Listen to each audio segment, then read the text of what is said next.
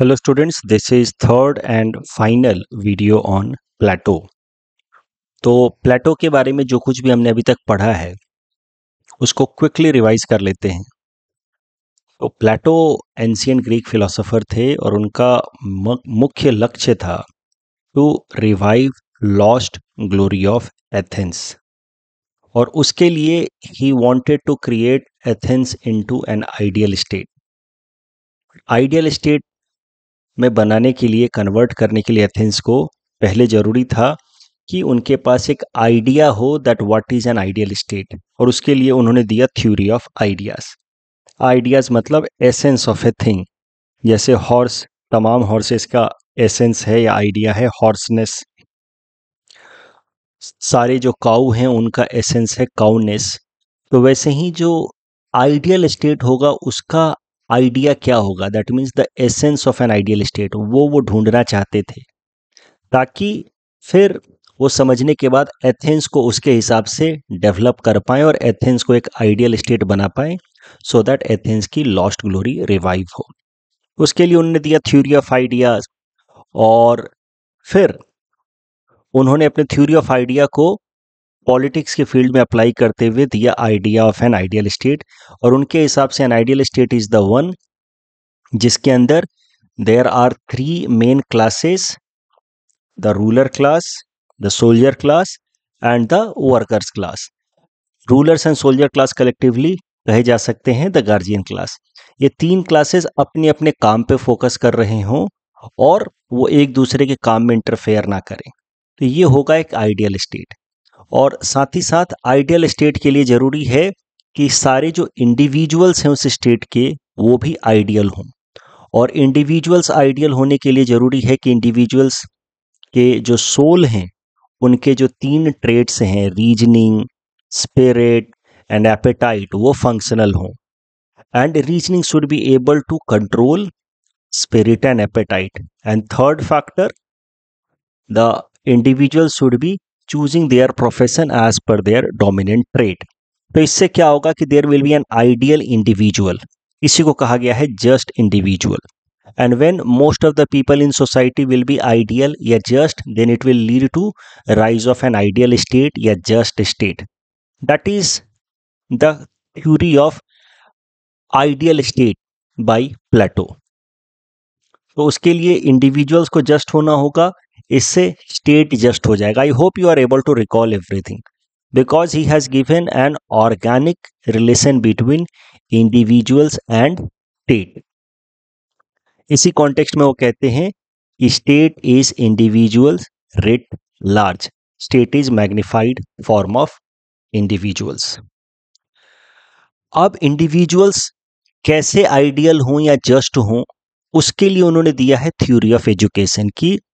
Education system ऐसा होगा जिससे इंडिविजुअल्स के जो सोल के तीन एस्पेक्ट्स हैं वो प्रॉपर डेवलप किए जाएंगे, plus individuals will be directed towards a profession which suits their dominant trait. तो उसके लिए उन्होंने दिया है थ्योरी ऑफ एजुकेशन।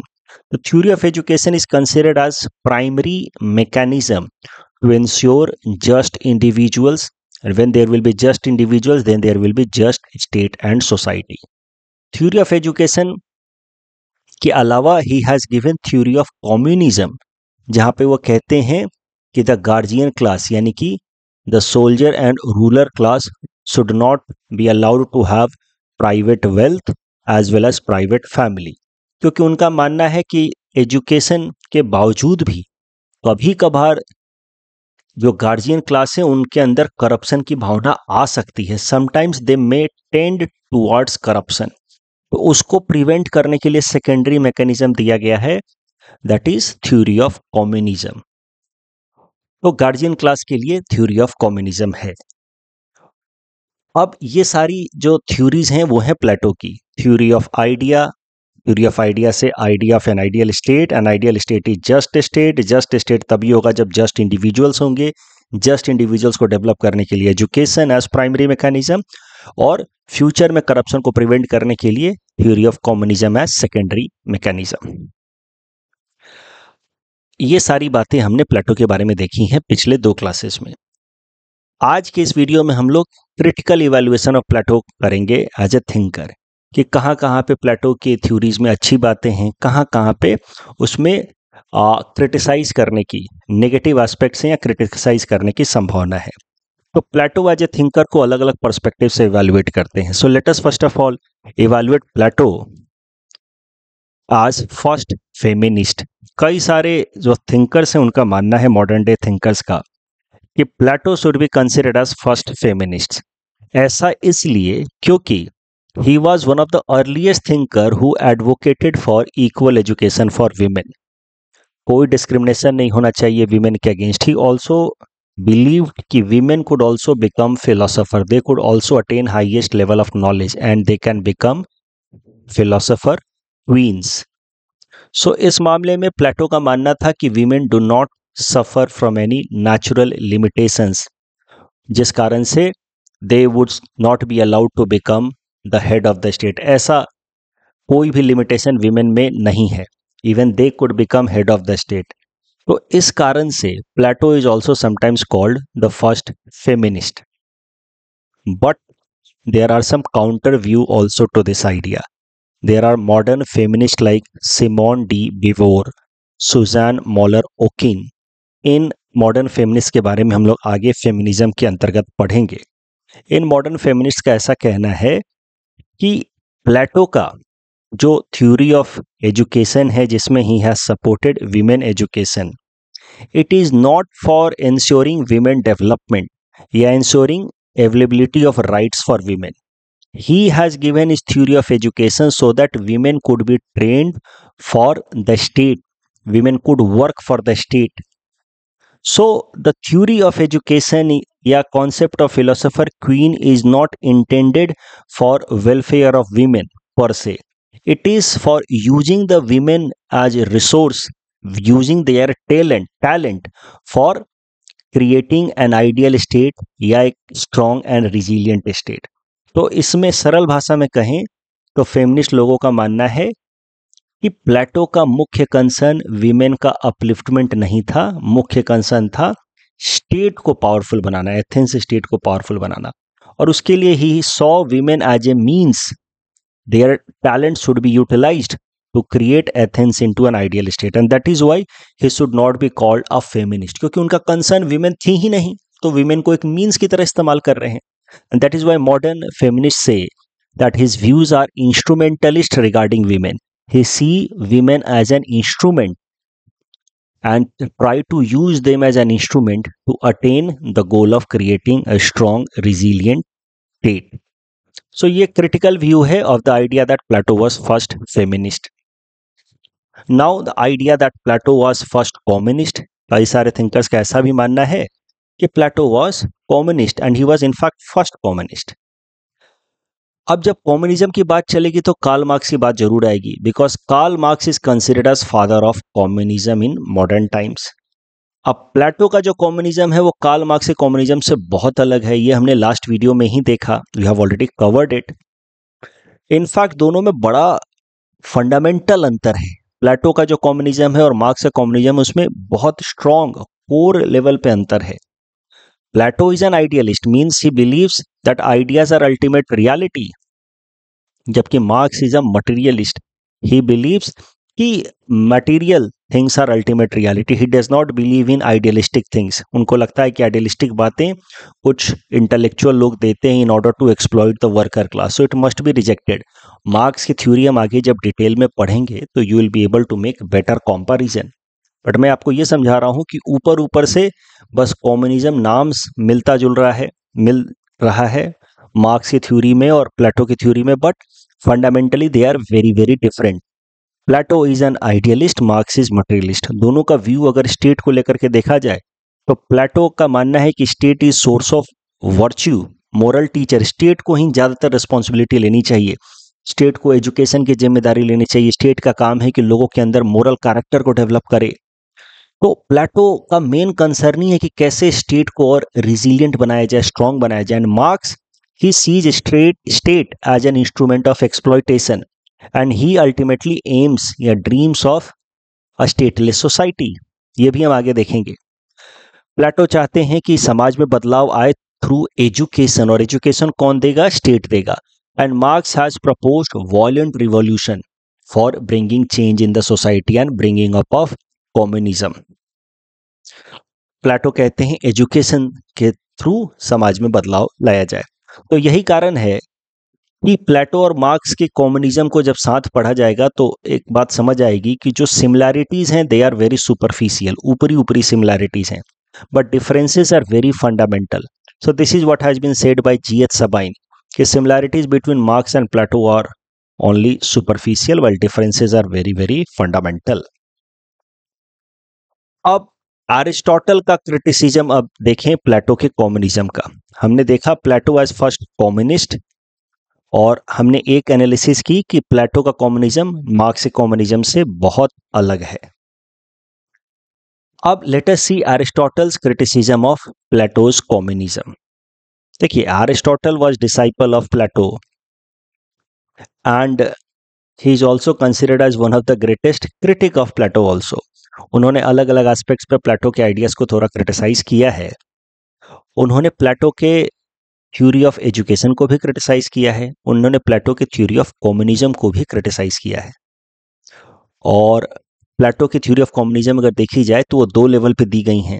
पहला, कम्युनिज्म ऑफ प्रॉपर्टी, जिसके अंतर्गत the guardian class are not allowed to have private property of their own. इसको लेकर के अरिस्टोटल क्या कहते हैं कि देखिए, property is a time tested institution, मतलब property, sense of private property develop करने की जो है फीलिंग, ये काफी लंबे समय से आ रही है, और इससे कभी कभार करप्शन को भी राइज मिलता है। That is true, private property या प्राइवेट वेल्थ से करप्शन को राइज मिलता है, बट इसके कई सारे अच्छे एस्पेक्ट भी हैं। जैसे प्राइवेट प्रॉपर्टी अगर अलाउ किया जाए लोगों को, तो it develops the sense of hard work and achievement. भाई, हार्ड वर्क करने की इच्छा आती है ताकि उससे संपत्ति आए, अचीवमेंट। जब कोई इंसान प्राइवेट प्रॉपर्टी एक्यूमुलेट करता है तो उसके अंदर सेंस ऑफ अचीवमेंट भी आता है। उसके अलावा private property only does not lead to corruption, that can also enable an individual to involve into charity. तो अरिस्टोटल कहते हैं कि प्लेटो प्राइवेट प्रॉपर्टी से रिलेटेड पॉजिटिव बातें देख ही नहीं पा रहे हैं। चैरिटी भी तो कर सकता है इंसान जब उसके पास प्रॉपर्टी होगी। तो प्रॉपर्टी गिव्स इमोशनल सेटिस्फैक्शन, उसको लगता है कि उसने जीवन में कुछ किया है, हासिल किया है, और उसके बाद वो अच्छी अच्छी चीजों में एंगेज होता है, चैरिटी करता है। A man of property is likely to be more stable, जिसके पास पैसा होता है वो मानसिक तौर पे शांति में रहता है, रीजनिंग के साथ काम करता है, ऐसा कह रहे हैं अरिस्टोटल। साथ ही साथ अरिस्टोटल कहते हैं कि property is common, no one takes responsibility for its upkeep. तो जैसा प्लेटो ने कहा था कि गार्जियन क्लास के लिए कुछ कलेक्टिव प्रॉपर्टी होनी चाहिए, सरकारी संपत्ति, या आप कह सकते हैं सामूहिक संपत्ति। जैसे अभी के टाइम में रेलवे स्टेशन हो गया, बस स्टैंड हो गया, सड़कें हो गई, ये क्या है? कलेक्टिव प्रॉपर्टी है, सबकी हैं। वैसे ही गार्जियन क्लास के लिए कुछ कलेक्टिव प्रॉपर्टी होनी चाहिए, उनको जो चाहिए वो इस्तेमाल कर लें। There should be no limitation on utilisation, but there should be limitation on accumulation, because accumulation will develop sense of greed and that may lead to corruption. तो इसी कारण से प्लेटो ने प्रिवेंट किया था प्राइवेट प्रॉपर्टी का scope for the guardian class. आज भी सरकार यही तो करती है। गार्जियन क्लास के अंदर जो लोग हैं, यानी कि जो लोग सरकारी अधिकारी हैं, उनको अच्छा खासा सैलरी देती है, ठीक ठाक सा सैलरी देती है, लेकिन उसके अलावा उनको सरकारी बंगला, सरकारी नौकर चाकर सब दिया जाता है कि भैया इस्तेमाल करो, तुम्हारे यूटिलाइजेशन पे रिस्ट्रिक्शन नहीं है, लेकिन एक्यूमुलेट मत करो, बैंक बैलेंस बहुत ज्यादा बनाने का स्कोप नहीं दिया जाएगा। तो प्लेटो के आइडियाज एकदम यूजलेस नहीं है, लेकिन अरिस्टोटल क्रिटिसाइज करते हुए कहते हैं कि common property is no one's responsibility and no one will focus on its upkeep. जैसे कलेक्टिव, हर प्रॉपर्टी कलेक्टिव बना दिया जाए। आज के टाइम में क्या किया जाता है? बैलेंस बनाने की कोशिश की जाती है। जो सरकारी नौकरी करने वाले अधिकारी हैं उनको कुछ सैलरी भी तो दी जाती है, जिससे वो अपना पर्सनल बैंक बैलेंस बिल्ड कर रहे हैं। इमेजिन कीजिए कि उनको बिल्कुल सैलरी नहीं दी जाती, बोला जाता है कि हर चीज आपकी है, आप इस्तेमाल कीजिए, लेकिन nothing can be taken up by you individually in your own name. तो उससे क्या है कि वो इनर टर्बुलेंस आता। और प्लेटो, अरिस्टोटल क्रिटिसिज्म में कहते हैं प्लेटो के कि if property is common then no one will take responsibility for its upkeep. जैसे बस स्टैंड को लोग गंदा करते हैं, रेलवे स्टेशन को लोग गंदा करते हैं, क्योंकि उनको लगता है कि ये तो सामूहिक संपत्ति है, सबकी संपत्ति है, मेरे खुद की थोड़ी है। लेकिन वो उसका खुद का होता तो उसका ज़्यादा ध्यान रखता, बेहतर तरीके से मेंटेन करता। तो इसी कारण से अरिस्टोटल प्लेटो की इस communism of property for the guardian class को क्रिटिसाइज करते हुए कहते हैं कि प्रॉपर्टी, प्राइवेट प्रॉपर्टी का कुछ नुकसान जरूर है, it may lead to rise of corruption, but इसके कई सारे फायदे भी हैं। और प्लेटो ने फायदा नहीं देखा, सिर्फ नुकसान देख करके गार्जियन क्लास के लिए प्राइवेट प्रॉपर्टी को रिस्ट्रिक्ट कर दिया। And that is why Plato का जो सजेशन है is worse than the problem. इसी कॉन्टेक्स्ट में अरिस्टोटल कहते हैं कि medicine is worse than the disease itself.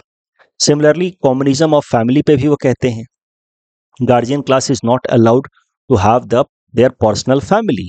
Again for family he says कि it's a time tested institution. लंबे सालों से, हजारों सालों से फैमिली का कॉन्सेप्ट चलता आ रहा है। Family helps in reproduction, emotional stability, socialisation. आप देखिए प्लेटो ने कितना रेडिकल आइडिया सजेस्ट किया है कि जो गार्जियन क्लास के कपल होंगे उनका जैसे ही बच्चा पैदा होगा उसको स्टेट को सौंप दिया जाएगा और स्टेट उसकी ट्रेनिंग करेगा, डेवलप करेगा।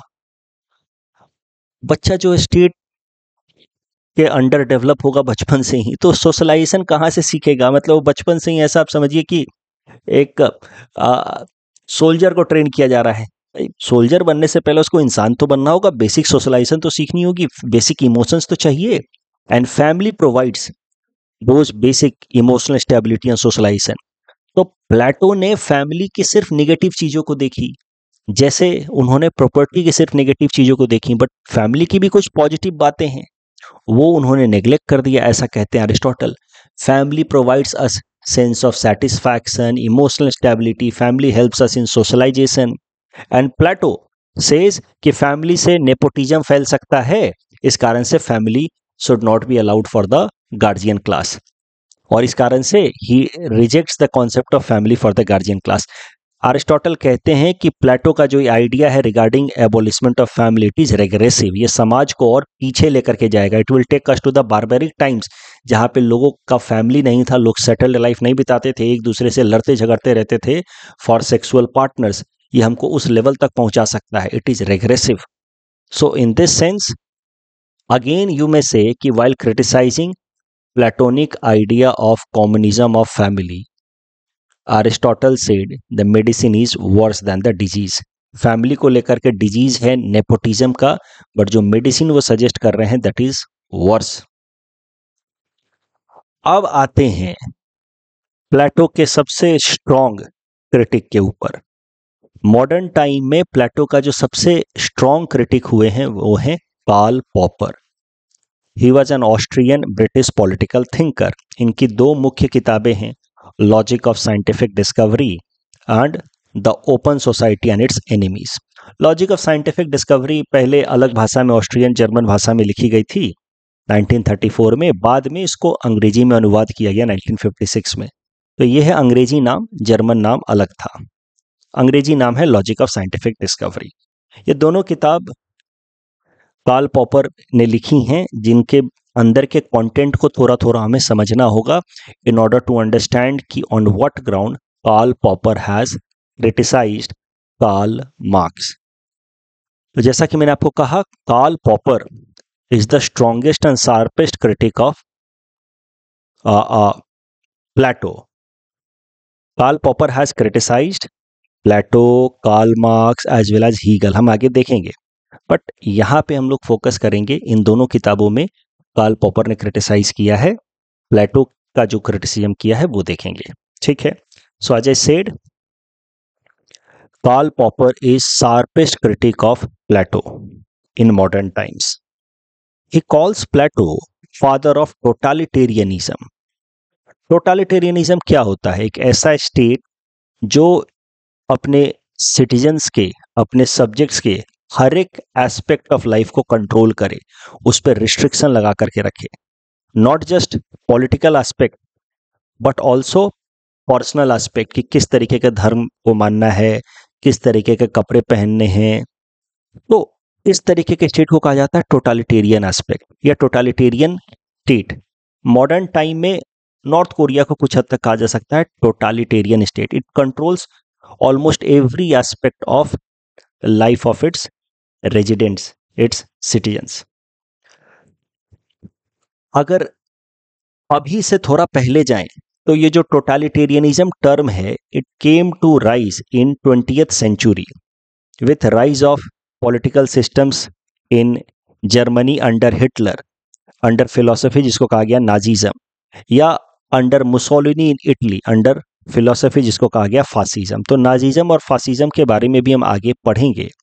बट ये जब नाजीज्म का राइज हुआ जर्मनी में during inter war period and fascism का राइज हुआ इटली में during inter war period, so these ideologies of Nazism and fascism led to rise of totalitarian state, where the state started to control each and every aspect of life of its citizen, not just public life या political life but also personal life, personal issues like religious beliefs and all, हर जगह state control लगाने लगा।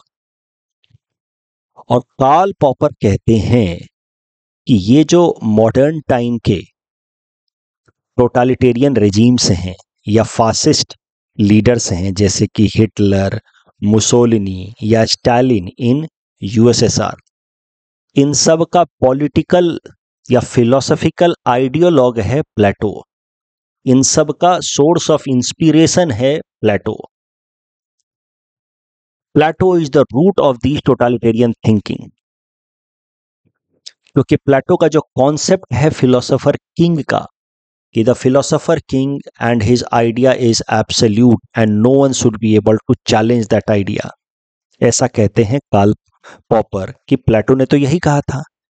इसी idea ने inspire किया है इस तरीके के लोगों को, हिटलर, मुसोलिनी और स्टालिन जैसे लोगों को, the idea of philosopher king. And that is the reason why Karl Popper says कि Plato is the root cause of rise of fascism in modern time, totalitarianism in modern time, and thus Karl Popper calls Plato father of totalitarianism and first fascist।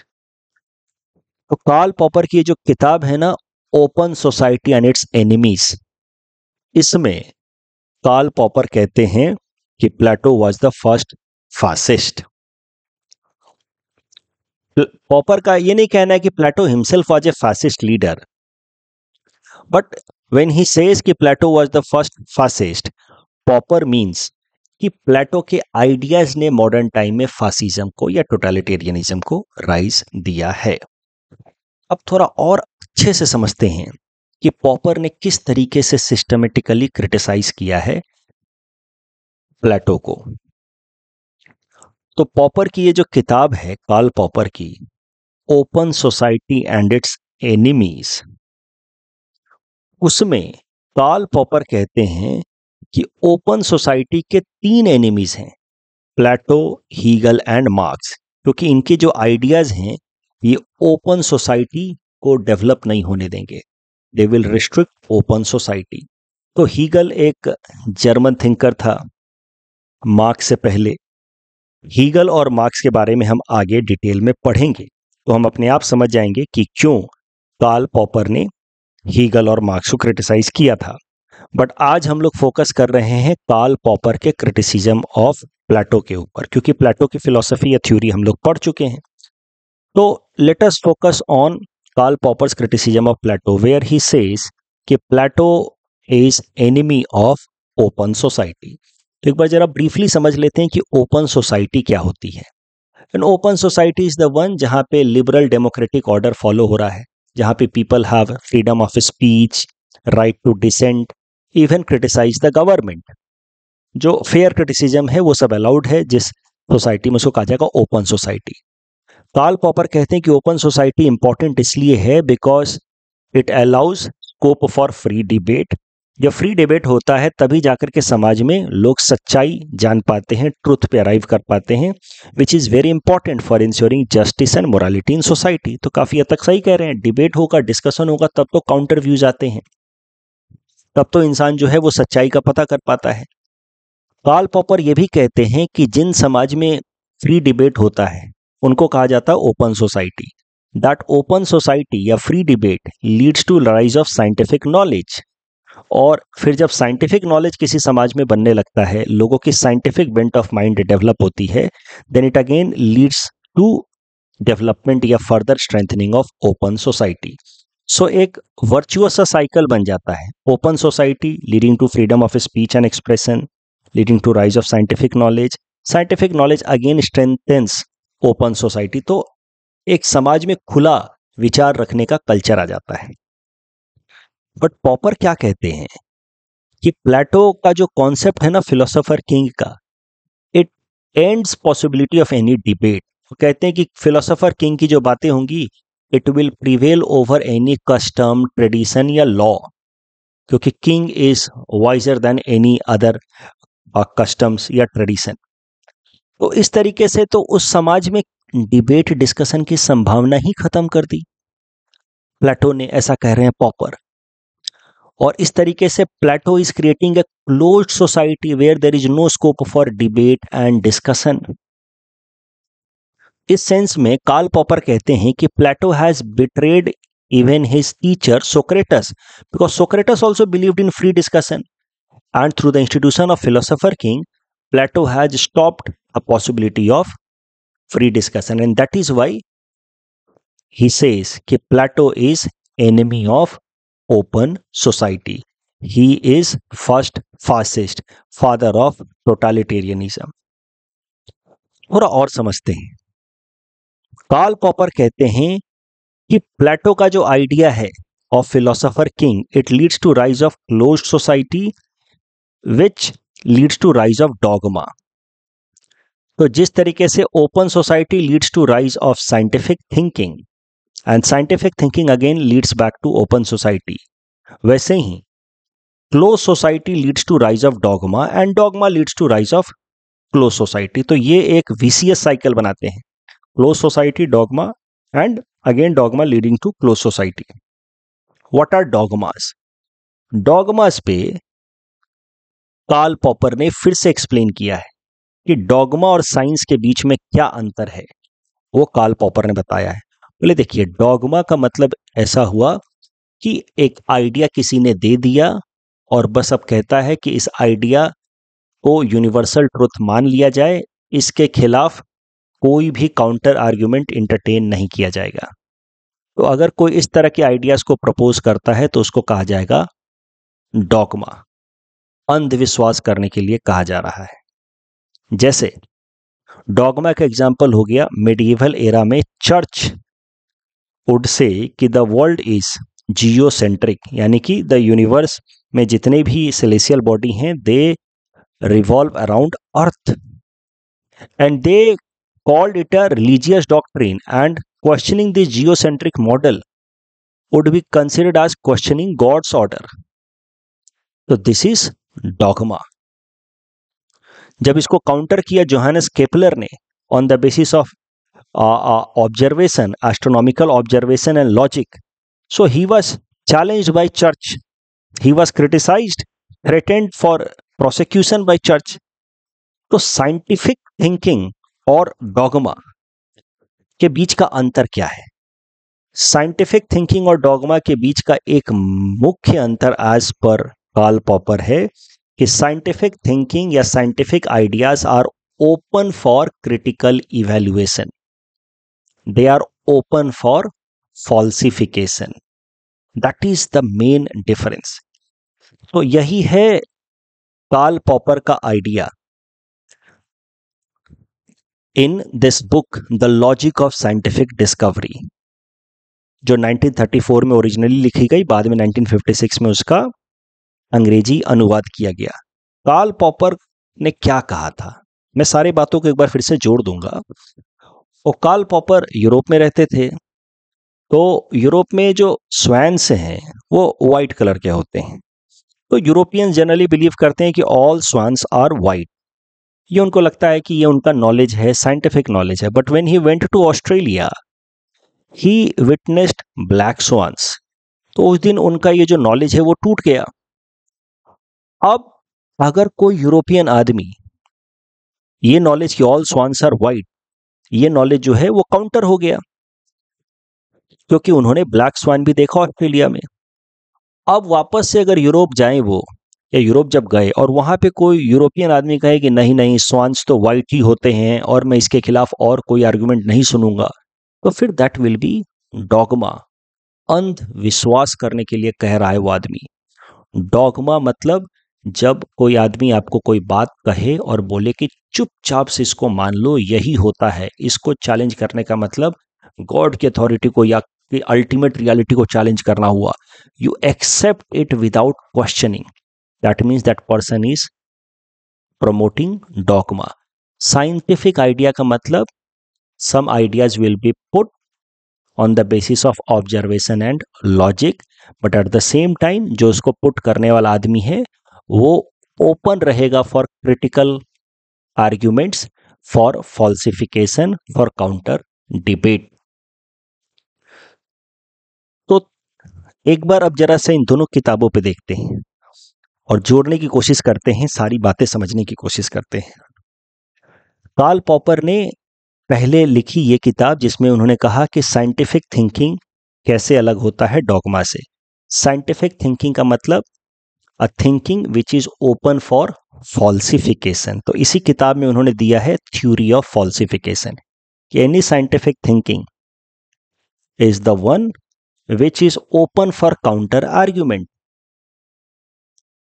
तो उसको कहा जाएगा scientific thinking. If any idea is not open for counter argument, then that idea should be known as dogma या अंधविश्वास। और फिर अपनी book the open society and its enemies में कार्ल पॉपर कहते हैं कि प्लेटो, हीगल और मार्क्स ये ओपन सोसाइटी के एनिमीज हैं। क्यों? क्योंकि ये लोग डॉगमास प्रमोट कर रहे हैं in the name of science. अपने आइडियाज देते हैं और कहते हैं कि ये साइंस है, बट असल में है ये डॉगमास, अंधविश्वास करने के लिए कह रहे हैं। And when dogmas are promoted with vested interest amongst the masses, तो उसी को कहा जाता है प्रोपेगेंडा।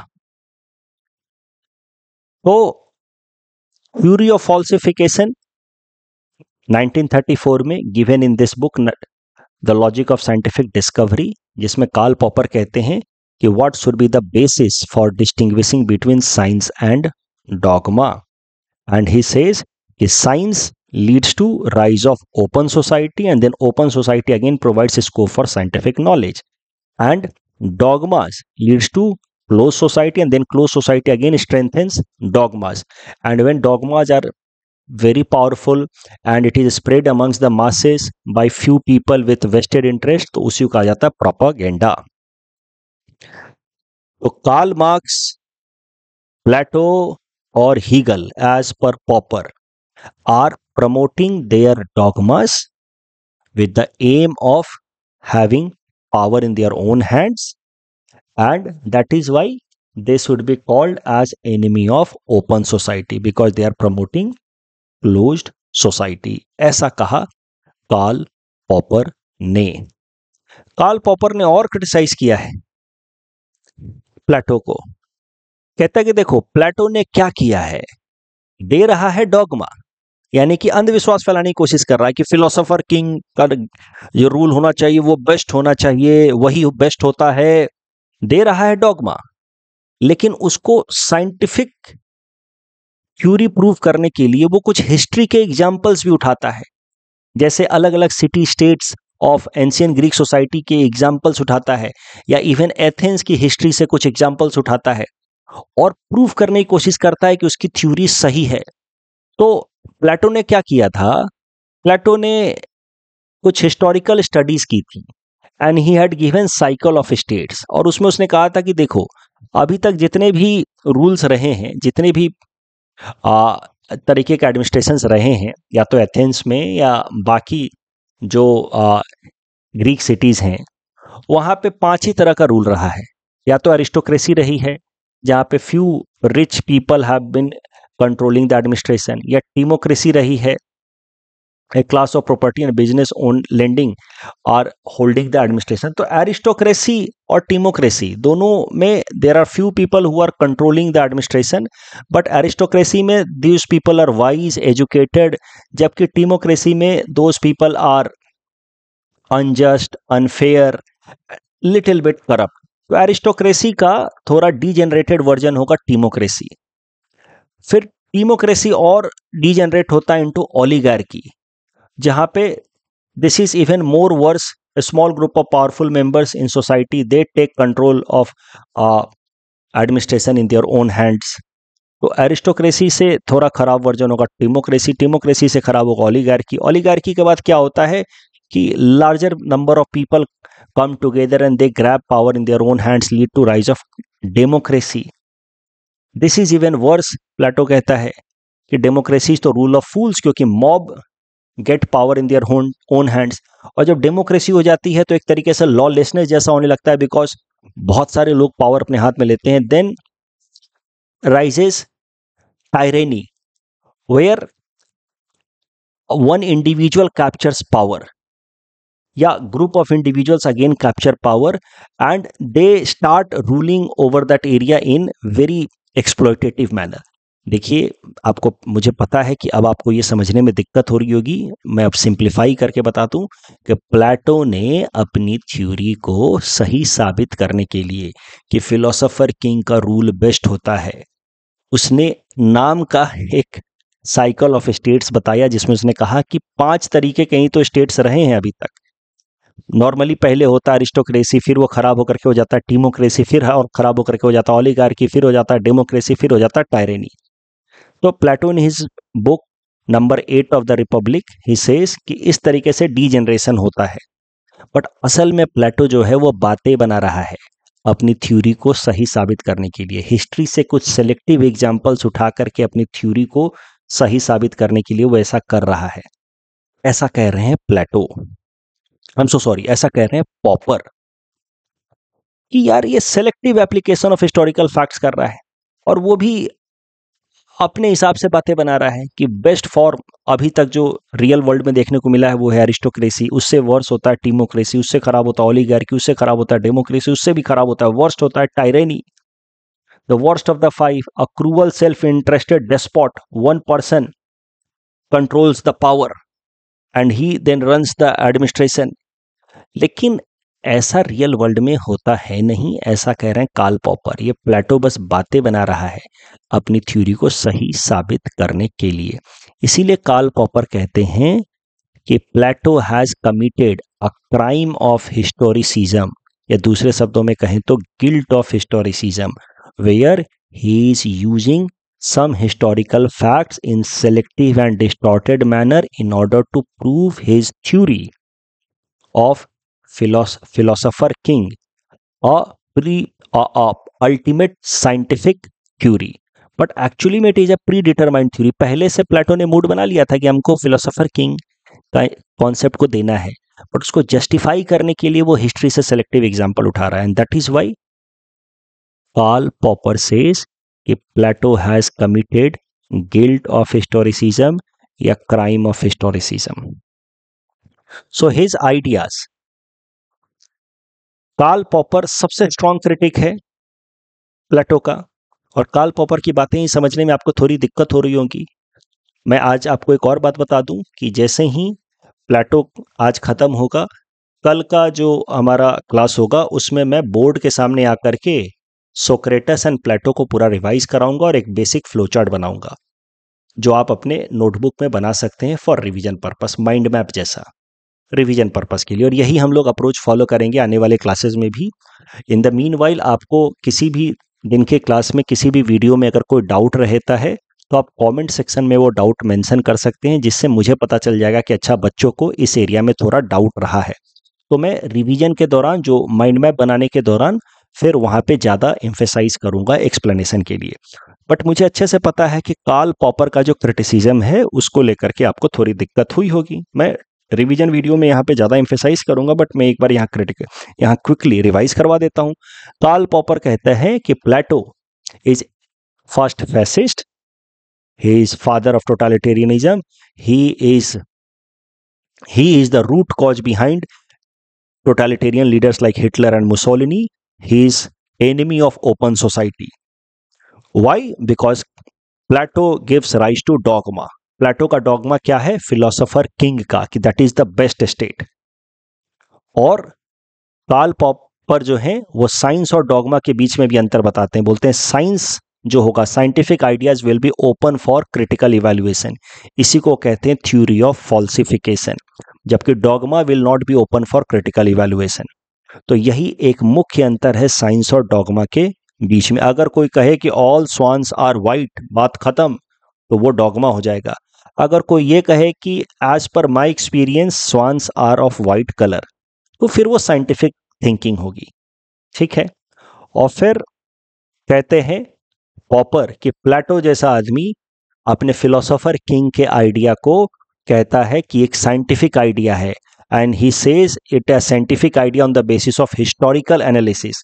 और हिस्ट्री से भी वो सिलेक्टिव एग्जांपल उठाता है कि देखो वहां पे पहले अरिस्टोक्रेसी थी जहां पे some individuals will running administration in perfect manner, तो इन पांचों में ये बेस्ट था, बट वो फिर डाइल्यूट होता है इनटू टीमोक्रेसी, फिर डाइल्यूट होता है ओलिगार्की में, फिर majority takes control in their own hands, और वर्स्ट हो जाता है फिर तो टायरेनी। तो डेमोक्रेसी भी खराब है, टायरेनी तो और भी खराब है। ये हिस्टोरिकल एनालिसिस वो करता है, और इसके बेसिस पे वो अपनी थ्योरी ऑफ फिलोसोफर किंग को एक साइंटिफिक थ्योरी बताता है, बट असल में it's a predetermined theory. उसने पहले से मूड बना लिया था कि मुझे फिलोसोफर किंग के आइडिया को जस्टिफाई करना है, not a genuine analysis. And that is why Karl Popper कहते हैं कि Plato has committed a crime of historicism या guilt of historicism when he uses his cycle of states in order to prove his theory correct.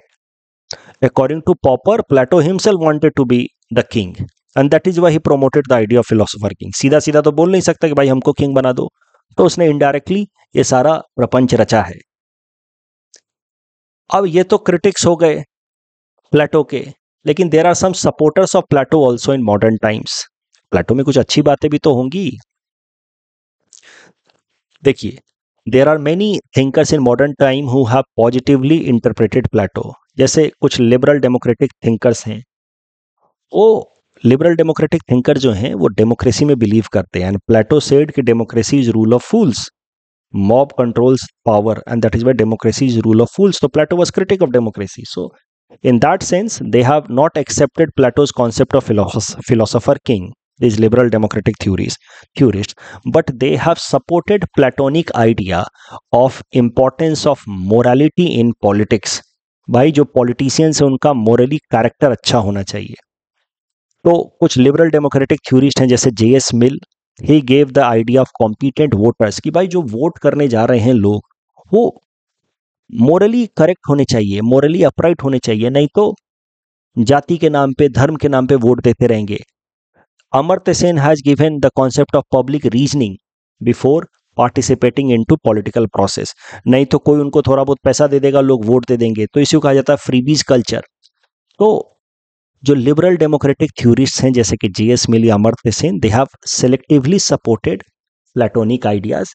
Platonic idea क्या था कि just individuals will lead to rise of just state, state is individuals writ large, जितने logical लोग होंगे वैसा ही logical state होगा। इस idea को सपोर्ट करते हैं liberal democratic theorist like J S Mill and, Amartya Sen. There are communitarian thinkers like Charles Taylor, Michael Sandel, इनके बारे में भी आगे हम पढ़ेंगे। पहले मैं आपको बताऊंगा कि what is communitarianism, then Charles Taylor, Michael Sandel के बारे में बताऊंगा। They also believe that Plato का ये जो कॉन्सेप्ट है कि the role of the state is not just to protect rights of its citizen but also shape moral character of its citizen, ये प्लेटो का जो कॉन्सेप्ट है जिसमें बिलीव करते हैं communitarian thinkers. They believe that state is moral community. So इस sense में these are the thinkers, liberal democratic theories या communitarian thinkers who have partially accepted Platonic ideas. There are some thinkers, some theorists जैसे कि Alfred North Whitehead, he famously said in praise of Plato that all of the Western philosophy is but a series of footnote of Plato। मतलब वो ये कह रहे हैं कि पूरा वेस्टर्न फिलोसफी प्लेटो के आइडिया से ही तो इमर्ज हो रहा है। So Plato is fountainhead of western philosophy. In praise of Plato he says this. Emerson says Plato is philosophy, philosophy is Plato. Plato का जो सबसे स्ट्रॉन्ग डिफेंस रखा है अगेंस्ट कार्ल पॉपर, वो रखा है लेविंसन ने। He was a theorist, philosophical theorist, Ronald B. Levinson. He has written a book जिसका नाम ही है In Defense of Plato, where he says that we cannot say with certainty that Plato wanted to become king himself. जैसा popper कह रहा है ये गलत allegation है. How can you say कि Plato wanted to become king himself? कहीं तो उन्होंने सीधा सीधा कहा नहीं. Plus comparing Plato with modern day fascists in Germany like Hitler and Mussolini in Italy is misleading because there is huge historical gap. 2500 सालों का अंतर है. एंशियंट ग्रीक सोसाइटी में था प्लेटो, ये 20वीं सदी में हो रहा है ये सब कुछ. प्लस कॉन्टेक्स्ट का भी अंतर है. Plato wanted to make Athens great, he wanted to revive the lost glory of Athens. यहाँ पे these people wanted to control power in their own hands, they were selfish, wasted. Plato wanted to make society corruption free, these people were themselves corrupt. So that is the reason why you should not compare Plato with Hitler. You should not compare Plato with Mussolini. And in defense of Plato, Levinson says कि comparing Plato with fascism is like comparing the incomparables. प्लेटो का significance आपको यहां से समझ आएगा कि Plato का सबसे बड़ा क्रिटिक कौन है? Karl Popper. But Karl Popper himself has admitted that one can be either platonic or anti-platonic, but one can never be non-platonic. ये स्टेटमेंट जो है कार्ल पॉपर का, उससे हमें ये पता चलता है कि प्लेटो इतने इंपॉर्टेंट हैं कि आप प्लेटो को नजरअंदाज नहीं कर सकते.